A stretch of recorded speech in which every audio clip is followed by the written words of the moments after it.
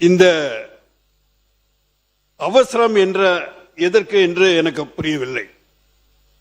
இன்னும் அவர்கள் சில உறுப்பினர்கள் சொன்னது போல் ஒரு முன்விடிவு காலகட்டத்தில் தான் அந்த பரிசீலனை தான் இருக்கின்றது. ஆனா மாற்றம் ஒன்றுதான் நிரந்தரம். Changes R only permanent. அந்த மாற்றம் மக்கள் வேண்டும் என்றதனால்தான் இன்று நீங்கள் எல்லாம் இன்று அமைச்சரவையில் இருக்கிறீர்கள். ஆனால் காலப்போக்கில் அந்த மாற்றத்தை நாம் தேவையான மாற்றத்தை ஆக்கப்பூர்வமான மாற்றத்தை நாம் ஏற்றுக்கொள்ள வேண்டும். அவர்கள் சிலர் சொன்னாங்க 550 பேர் அமரக்கூடிய ஒரு மண்டலத்தை சபையை கட்டியிருக்கிறார்கள் என்று. 850 பேர். இன்னைக்கு நம்ம ராமச்சந்திரன் சகோதரர் ஒரு வீடு கட்டினா அவரும் அவருடைய மனைவிக்கு மட்டுமான ஒரு வீடு கட்ட மாட்டார். நாளைக்கு அவங்களுடைய குழந்தைகள் வருவாங்க. அதனால ஒரு 4-5 ரூம் கட்டினா இவர் ஏதோ கணக்கு போட்டு கட்டுறாருன்றது அல்ல. எதிர்காலத்தின் வளர்ச்சிக்காக, எதிர்காலத்தில் தேவைக்காக அன்னைக்கு இடிச்சிட்டு கட்டிட்டு இருக்க முடியாது.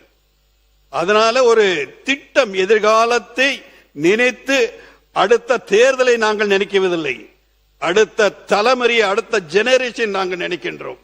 அதனால அந்த காலகட்டத்தில் தேவைப்படும் என்பதற்காக அந்த மாதிரி ஒரு நிலைமை அவர்கள் உருவாக்கி இருக்கிறார்கள். தவிர அதற்கு உள்நோக்கமே ஒரு வெஸ்டட் இன்ட்ரெஸ்ட் மாதிரி ஒரு களங்கப்படுத்துகின்ற மாதிரி தயவு செய்து உறுப்பினர்கள், மாண்புமிகு உறுப்பினர்கள் தவிர்க்க வேண்டும் என்று கேட்டுக்கொள்கின்றேன். இன்னைக்கு நம்ம என்ன பண்றோம்? ஊராட்சி மன்றம் எல்லாம் இன்னைக்கு பிரிக்கிறோம். அதே மாதிரி ஊராட்சி மன்றத்தை பேரூராட்சி பண்றோம், பேரூராட்சியை நகராட்சி பண்றோம். இந்த மாதிரி ஏன் பண்றோம்? நிர்வாக வசதிக்காக, அடிப்படை அந்த மக்களுக்கு அடிப்படை வசதிகள் செல்ல வேண்டும் என்பதற்காக. என்னுடைய தொகுதி எடுத்தா கூட நீலகிரியில் ஒரு பாராளுமன்ற உறுப்பினர்னா 4 மாவட்டத்தை அடங்கியது.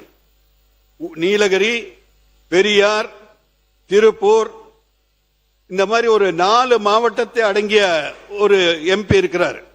அந்த 4 மாவட்டத்தை போய் அவர் பார்க்கறது, நிர்வாகம் பண்றது.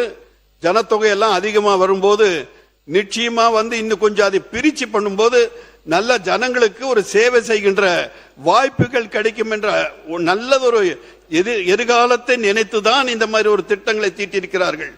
அதுல ஒரு கருத்தை நான் ஏற்கின்றேன். எந்த காரணத்தை கொண்டும் தமிழகத்துக்கு ஒரு இழப்பு ஏற்படக்கூடாது.